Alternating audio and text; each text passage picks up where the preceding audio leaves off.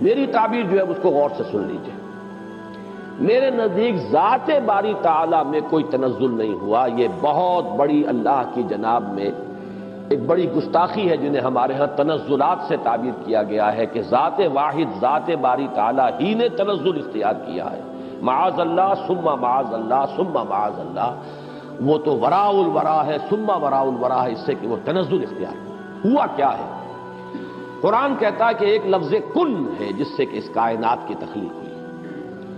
اللہ تعالیٰ کے اس ایک حرف کن نے سب سے پہلی شکل جو اختیار کی ہے وہ وہی پارٹیکلز ہیں نور کے، سب سے چھوٹے چھوٹے پارٹیکلز. یہ خنک نور کا دور ہے جس میں کہ حرارت نہیں تھی، گرمی نہیں تھی، ٹھنڈی روشنی، ایک بسیط نور تھا کہ جو اس حرف کن کے ذریعے سے وجود میں آیا. یہ جو دور ہے خنک نور کا، ذہن میں رکھیے اس میں ابھی حرارت نہیں ہے، اس میں گرمی نہیں ہے، جو بھی ہے اندر پوشیدہ ہے اس کے. وہ بعد کا مرحلہ آئے گا جب میں عرض کروں گا. اس خنک نور کے دور ہی میں دو چیزیں اللہ نے اس سے پیدا کی جو صاحب شعور اور صاحب تشخص ہے. ایک ارواح انسانیہ، وہ بھی نورانی ہے، اس نور سے بنی. دوسرے ملائکہ، وہ بھی نورانی ہے اور اس نور سے بنے. اور یہاں پر میں وہ چیز جوڑ دوں کہ جو ہمارے ہاں منسوب تو ہے بریلویوں کی طرف کہ وہ اس سے زیادہ شغف رکھتے ہیں اور بیان کرتے ہیں، لیکن میں بھی اس کو تسلیم کرتا ہوں کہ اس میں ہرگز کوئی خلل واقع نہیں ہوتا ہے ہمارے اعتقادات کے اندر. اور ہماری جو بھی توحید کا تصور ہے اگر یہ مانا جائے کہ سب سے پہلے اللہ نے حضور صلی اللہ علیہ وسلم کی روح کو پیدا کیا، کیونکہ ابتدائی مرحلہ یہی ہے. یہ خلق نور کا دور ہے جبکہ ابھی نہ کوئی ناری کرے تھے، نہ کہیں ابھی کہیں کسی طرح کی خاک وغیرہ کا کوئی مسئلہ تھا. اس کائنات میں اللہ تعالیٰ کے حرف کن نے ایک خنک روشنی کی شکل اختیار کی تھی. اس سے پیدا کی گئی ارواح انسانیہ، انہی میں ایک روح محمدی ہے صلی اللہ علیہ وسلم. تو اگر سب سے پہلے اللہ نے اسی کو بنایا ہو تو اس میں کوئی حرج واقع نہیں ہوتا. وہ بھی مخلوق ہے، وہ بھی اللہ کے بنانے سے وجود میں آئی ہے. صرف ایک تقدم زمانی اسے حاصل ہے کہ سب سے پہلے اللہ نے نبی اکرم صلی اللہ علیہ وسلم کی اس روح مبارک کو اس نور سے پیدا کیا. لیکن اسی نور سے تمام انسانوں کی ارواح پیدا کی گئی اور انہی سے وہ عہد لیا گیا تھا لست بربکم قالوا بلی. اور اسی نور سے ملائکہ پیدا کیے گئے ہیں جس کے بارے میں حدیث میں آپ کو بتا چکا ہوں کہ حضرت عائشہ صدیقہ رضی اللہ تعالیٰ عنہ سے مروی ہے حضور کا یہ قول کہ اللہ تعالیٰ نے فرشتوں کو نور سے پیدا کیا. اس کے بعد تنزل کا مرحلہ آتا ہے. اب تنزل کس میں ہو رہا ہے؟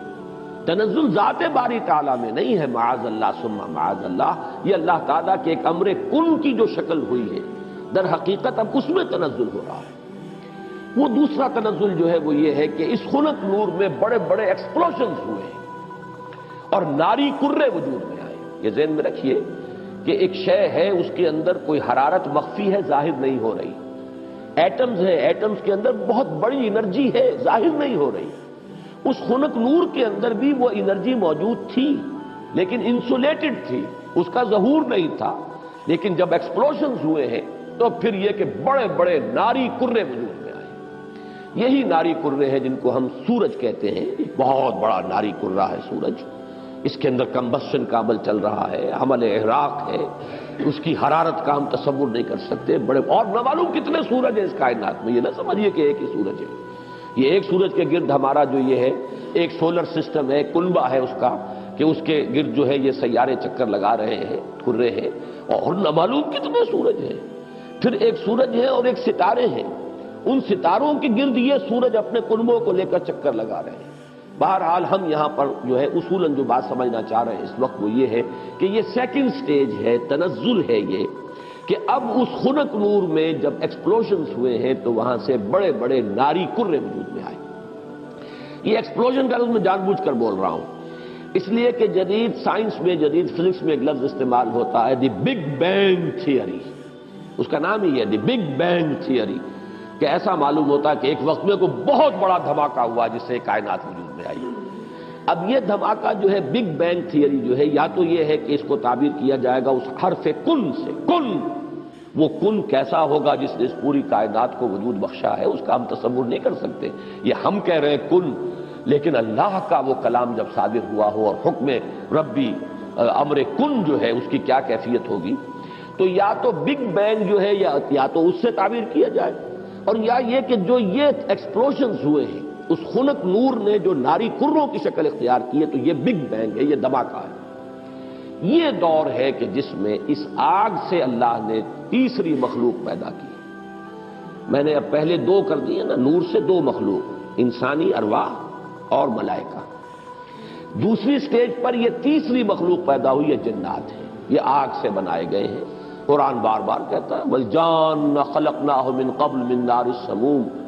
قرآن مجید میں سورہ رحمان میں بھی ہے، اللہ تعالیٰ نے انسان کو پیدا کیا ہے مٹی سے، لیکن یہ کہ انسان کو بنایا ہے آگ کی لپٹ سے۔ بار بار آیا ہے یہ مضمون تو قرآن مجید میں، اور جنوں کا معاملہ جو ہے، اور یہ کہ سورہ ہجر میں فرمایا گیا وَالْجَانَّ خَلَقْنَاهُ مِن قَبْلُ، یہ پہلے پیدا ہوئے انسانوں سے۔ لہذا یہ دوسری سٹیج ہے جس میں کہ جنات کی تخلیق ہوئی ہے اس آگ کی لپٹ سے۔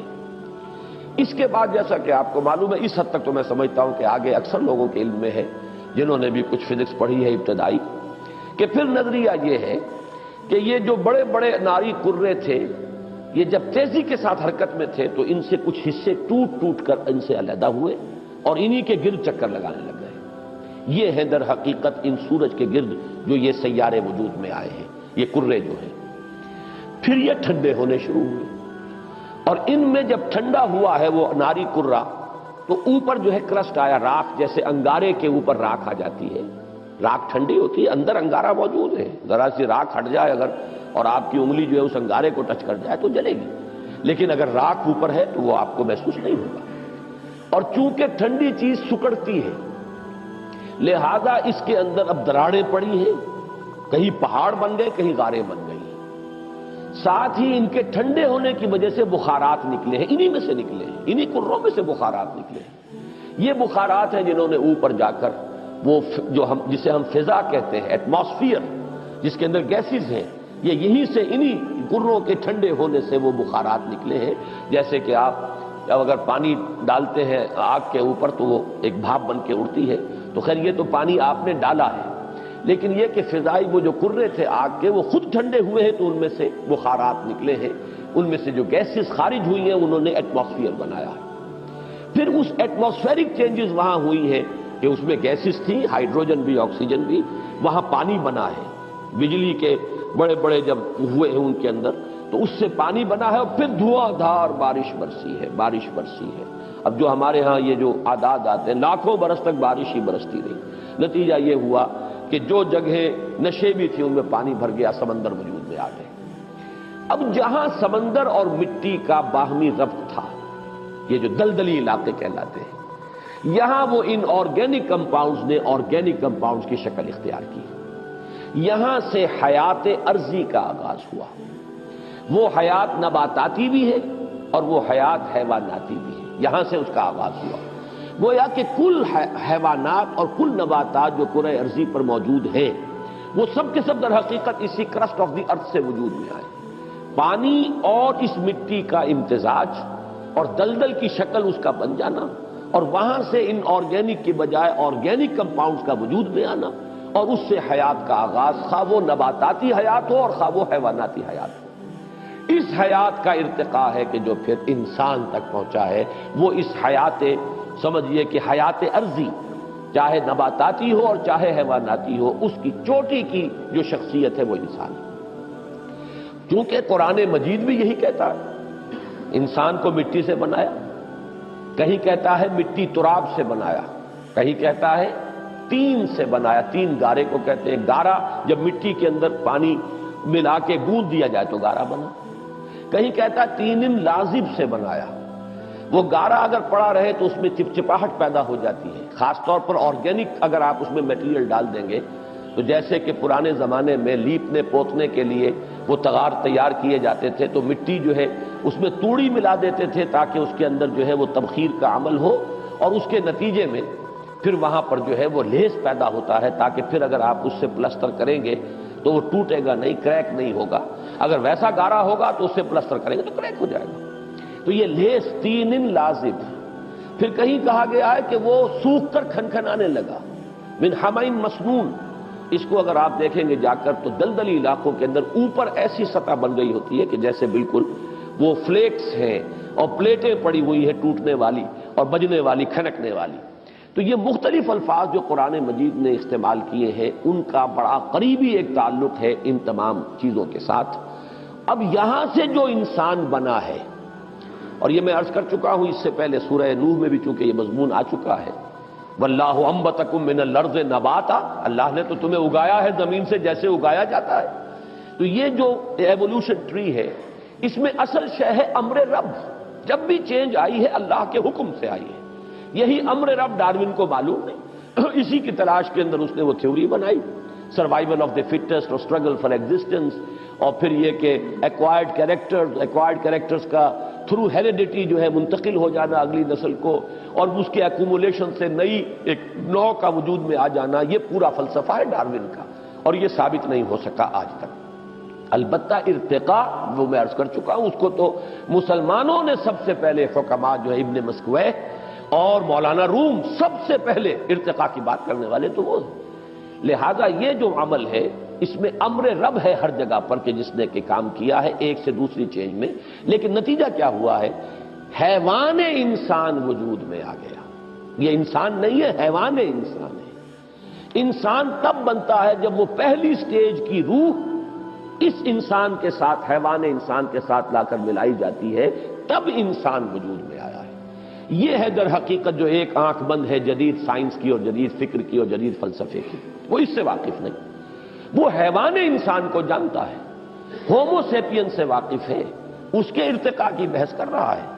ہمارے نزدیک انسان در حقیقت صرف حیوان نہیں ہے، حیوان انسان، ہومو سیپینز اس کا بایولوجیکل نیم آپ رکھ دیجئے، وہ چاہے اس ارتقاء کے عمل سے وجود میں آیا ہو، لیکن وہ روح جو اس میں پھونکی گئی ہے، فَإِذَا سَوَّيْتُهُ وَنَفَخْتُ فِيهِ مِن رُوحِي فَقَعُوا لَهُ سَاجِدِينَ، تو جب میں اس کو پوری طرح تیار کر لوں، نوک پلک سنوار دوں اور اس میں اپنی روح میں سے پھونک دوں تو گر پڑنا اس کے سامنے سجدے میں۔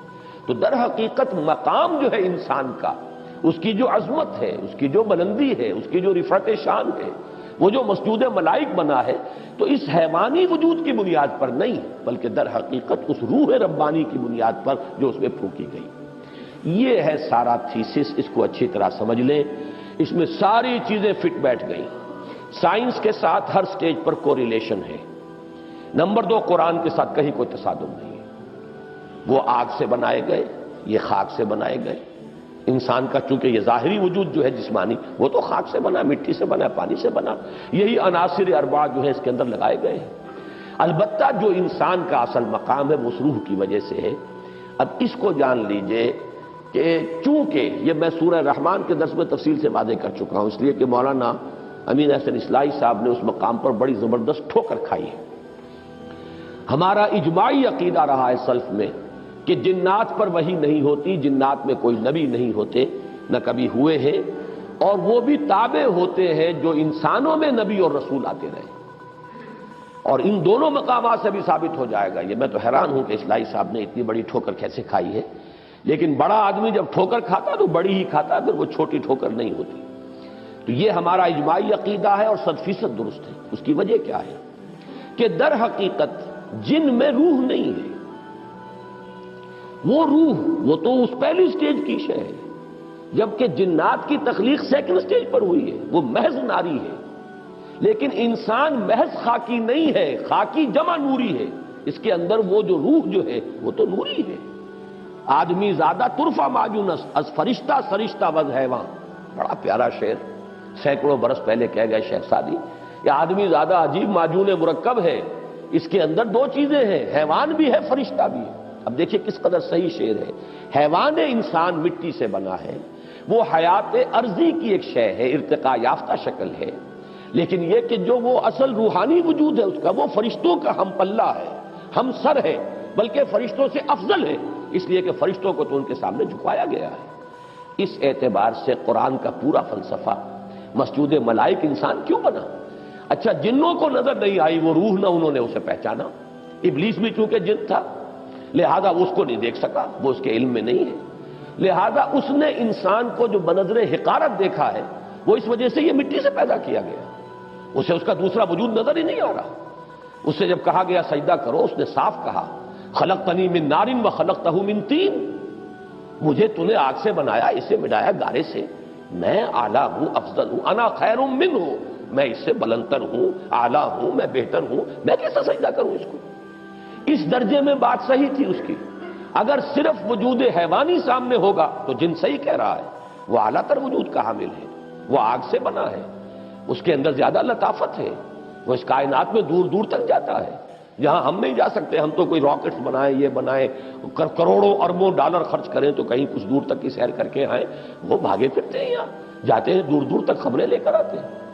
لیکن ان کی فوقیت ہم پر اگر ہے تو وہ جسمانی وجود کی بنیاد پر ہے، روحانی وجود کی بنیاد پر نہیں ہے۔ اس روحانی وجود کی بنیاد پر ہم افضل ہیں، نہ صرف ان سے افضل ہیں، ملائکہ سے افضل ہیں، اپنی خلقت کے اعتبار سے، اپنی سرشت کے اعتبار سے۔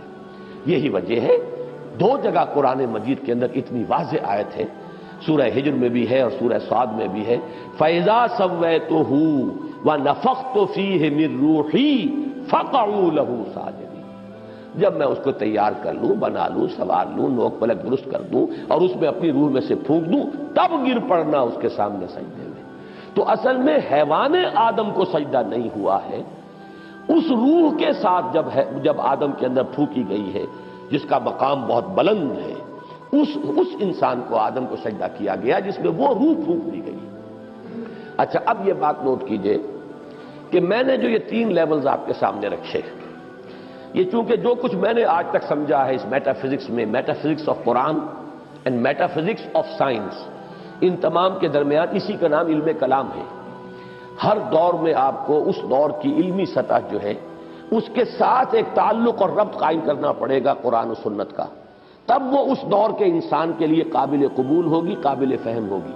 اگر وہ آپ ربط قائم نہیں کرتے، ایک گیپ رہے گا جو سینچریز گیپ چلا آ رہا ہے۔ علماء کی باتیں لوگوں کی سمجھ میں اسی لیے نہیں آتی کہ وہ تو بات کرتے ہیں، وہی ارسطو کی منطق کی بات کرتے ہیں، وہ تو وہی عقول عشرہ اور 9 افلاک کی بات کر رہے ہیں، وہ سارا کا سارا فلسفہ اسی کے اوپر بیٹھا ہوا، لہذا وہ بات آج کسی کے سمجھ میں نہیں آئے گی۔ جبکہ آپ اس کا اگر ایک ربط و تعلق جو ہے اس جدید جو نظریات کے ساتھ قائم کر دیں، لیکن ڈٹے رہیں قرآن کے ساتھ، قرآن کے کسی شے کے ساتھ تصادم نہ ہونے پائے۔ اگر کہیں ہو رہا ہے تو ہم یہ کہیں گے کہ قرآن صحیح ہے اور سائنس غلط ہے۔ ہو سکتا ہے کہ ابھی اور سائنس ترقی کرے تو وہ وہاں تک پہنچ سکے جہاں تک کہ ہمیں قرآن پہنچا رہا ہے۔ جیسے میں آسمانوں کے تصور کے بارے میں بار بار کہتا ہوں، جب اتنا ریپیٹڈلی قرآن میں آیا ہے کہ 7 آسمان ہیں، طباقہ ہیں، ایک دوسرے کے اوپر ہے، تو ایسا ہی ہے۔ آج تک ہم نہیں سمجھ سکے، کوئی حرج نہیں۔ آج سے 200 سال پہلے ہم اور بہت سی باتیں نہیں سمجھے تھے، ہمیں ایٹم کا سٹرکچر ہی معلوم نہیں تھا، ہم یہی نہیں سمجھ سکتے تھے کہ کل فی فلک یسبحون کے کیا معنی ہے، کہ ہر شے تیر رہی ہے۔ یہاں تو ثبات ایک تغیر کو ہے زمانے میں، سکون محال ہے قدرت کے کارخانے میں۔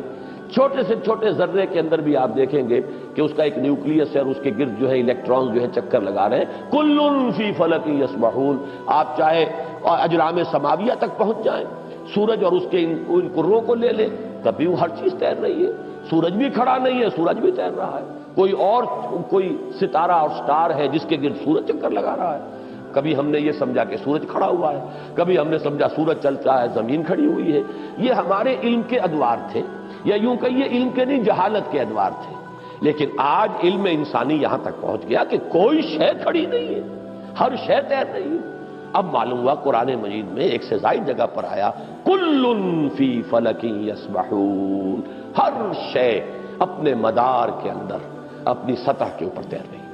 اسی طریقے سے وقت آئے گا کہ جب کہ ہمیں معلوم ہوگا کہ یہ بات تھی جو آج ہمیں معلوم ہوئی، جو قرآن 7 آسمانوں کے حوالے سے بار بار کہتا ہے۔ تو جہاں سائنس جو ہے وہ ہمیں قرآن مجید سے ٹکراتی بھی محسوس ہو، وہاں ہمارا معاملہ یہ ہوگا کہ ہم قرآن پر ایمان کو محکم رکھیں گے، ہم سمجھیں گے یہ آیت متشابہات میں سے ہے، اس کا مفہوم ابھی ہم نہیں سمجھ سکتے، لیکن ہمارا ایمان آمنا بہ کل من عند ربنا، یہ پورا قرآن متشابہات ہوں یا محکمات ہوں ہمارے رب کی طرف سے ہے، ہم سب پر ایمان رکھتے ہیں۔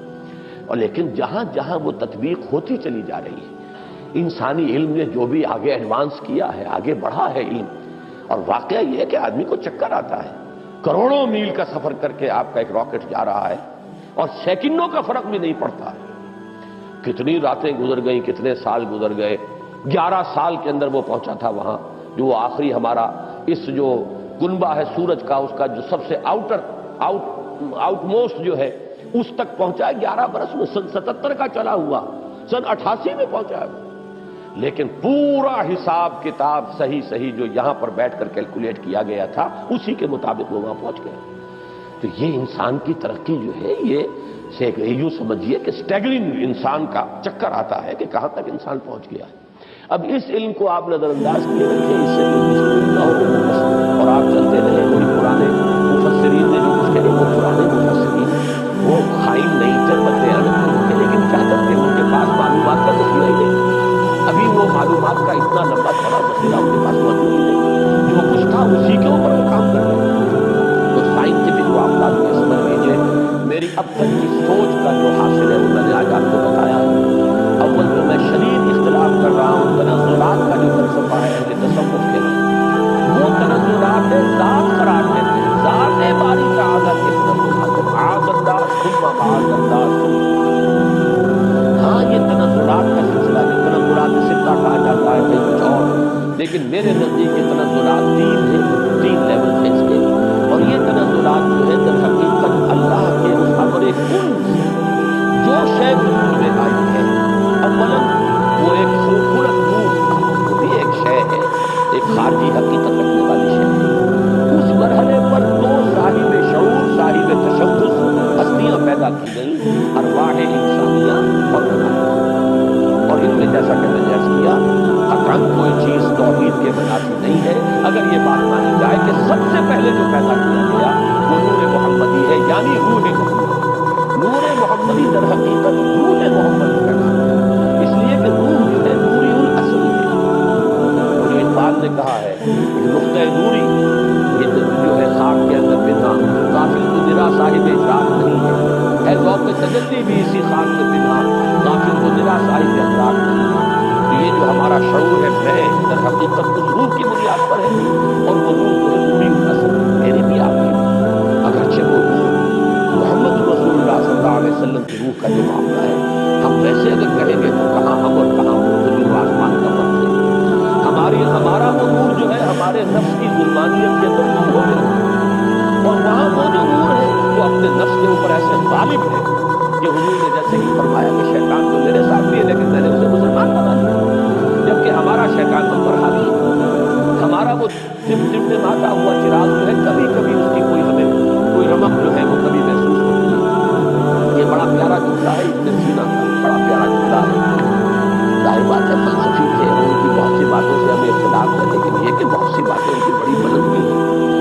یہ جملہ نوٹ کرایا تھا ہمیں مولانا منتخب اللہ صاحب مرحوم نے، جو ایک مرتبہ ہمارے یہاں محاضرات میں بھی آئے تھے میرے استاد سے، جب میں ایم اے اسلامیات کر رہا تھا کراچی میں، تو ان کا جملہ تھا، پورا مجھے اب یاد نہیں ہے، کہ اگر تم یہ چاہتے ہو کہ تمہیں بھی انوار ربانی سے کوئی حصہ ملے، فجاہد فی خلواتک، تو اپنی خلوتوں میں تنہائیوں میں مجاہدہ کرو، مراقبہ کرو، انتقاد توجہ کرو، فلعل شعشعۃ تلمع لک، ہو سکتا ہے کبھی کوئی ایک کرن چمک اٹھے، کبھی اللہ تعالیٰ کی تجلی کا کوئی ایک ہمیں بھی حصہ ملتا ہے، بڑی عادت ہے۔ اور وہاں محمد رسول اللہ صلی اللہ علیہ وسلم کی روح جو ہے وہ ہر وقت متجلی ہے انوار الہیہ کے ساتھ، یہ دوسری بات ہے۔ لیکن اپنی اصل کے اعتبار سے تمام انسان کی ارواح جو ہے نوری الاصل ہے، اسی نور سے پیدا ہوئی ہیں، لیکن سب سے پہلے نور محمدی یا روح محمدی صلی اللہ علیہ وسلم کو پیدا کیا گیا،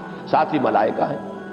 پھر یہ تنزل کا دوسرا مرحلہ آ رہا ہے، اب خلق نور میں بڑے بڑے ایکسپلوژنز کے ذریعے سے، اور غالباً بگ بینگ جو ہے وہ جو بھی کچھ دیکھا ہے، میں نے کئی مرتبہ بات کہی ہے کہ یہ جدید فلسفی ہوں یا جدید سائنسدان ہوں، ان کی جہاں تک ایکویٹی آف آبزرویشن کا تعلق ہے، بڑی ایکیوٹ آبزرویشن ہے، انہوں نے غور بہت کیا ہے، سوچا ہے، تو بہت چیزیں انہوں نے دیکھی، اگرچہ ان کی تعبیر، توجیہ اور ان میں کیا ربط و تعلق ہے اس میں ٹھوکریں کھا گئے۔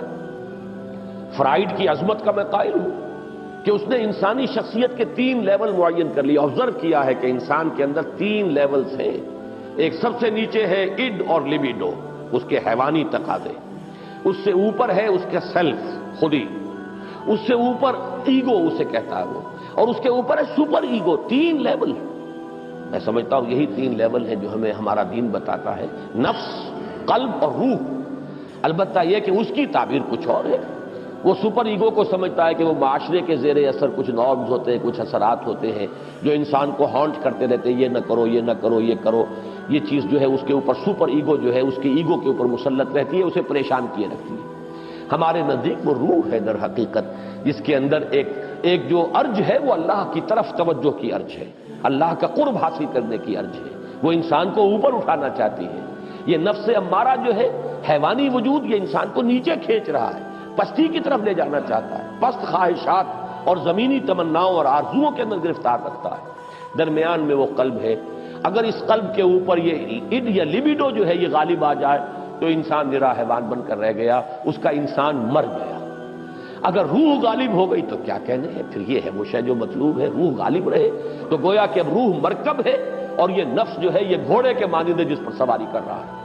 یہ میں نے عظمت صوم میں بھی یہ سارے مضامین بیان کیے ہیں، حقیقت انسان میں بھی. بہرحال میں نے جو 3 لیولز معین کیے ہیں، ان میں سے پہلا لیول جو ہے نور، ملائکہ، ارواح، یہ عالم امر ہے. اور 2 لیول نار والا، ناری کروں کا، اور یہ خاک اور زمین کا، اور زمینی حیوانات اور زمینی نباتات، اور انہی میں سے ایک انسان، یہ عالم خلق ہے. عالم امر میں ٹائم ایلیمنٹ ہے ہی نہیں. روح کو کوئی وقت درکار نہیں ہے، یہاں سے کروڑوں میل جانے کے لیے کوئی وقت درکار نہیں، نہ روح کو نہ فرشتے کو کوئی وقت درکار نہیں. یہ عالم امر ہے، اس کی شان یہ بیان ہوئی ہے، انما امرہ اذا اراد شیئا فانما یقول له کن فیکون. نو ٹائم ایلیمنٹ واٹس ایور. اور یہی عالم امر ہے جس میں کہ فرشتے اور روح انسانی کا ایسا ربط ہوتا ہے. فرشتہ وحی لاتا ہے تو روح ہے در حقیقت نبی کی اور رسول کی جو اسے ریسیو کرتی ہے. جیسے کہ آپ کو معلوم ہے کہ آپ کی فضا کے اندر اس وقت جو بھی ٹرانسمیشن ہو رہی ہے ریڈیو کی، ٹیلی ویژن کی، وہ تو فضا میں موجود ہے. آپ کے پاس بھی تو ایک آلہ ہونا چاہیے جو اسے کیچ کرے. آپ کے ریڈیو ہے، ریڈیو ویوالز لگے وہ اسے کیچ کر رہے ہیں. ٹیلی ویژن ہے، اس میں وہ میکینزم ہے جو کیچ کر رہا ہے، فضا میں تو ہے. تو 2 چیزیں ملتی ہیں. تو ملائکہ کی طرف سے لائے جانے والے پیغامات، ان کو کیچ کرنے والا انسان میں جو حصہ ہے وہ روح ہے. وہ یہ انسان کے یہ جسمانی وجود نہیں ہے، یہ آنکھیں نہیں ہے، یہ کان نہیں ہے، بلکہ براہ راست قلب جو مسکن ہے روح کا، وہ ہے محبت وحی. فَإِنَّهُ نَزَّلَهُ عَلَىٰ قَلْبِكَ. اے نبی، جبریل نے تو اس کو نازل کیا آپ کے قلب پر. یہ در حقیقت محبت وحی جو ہے وہ یہ کان نہیں ہے، کان سے نہیں سنتے تھے حضور وحی کی آواز. وہ تو در حقیقت براہ راست بغیر آنکھوں یا کان یا حواس ظاہری کے، کوئی وساطت کے، براہ راست قلب کے اوپر نزول ہوتا ہے. اور یہی وہ شے ہے جو جنات میں نہیں ہے. لہذا جنات میں کوئی وحی نہیں، جنات میں کوئی نبوت و رسالت نہیں. جنات بھی انسانوں میں جو انبیاء اور رسول آتے رہے انہی کے تابع ہیں.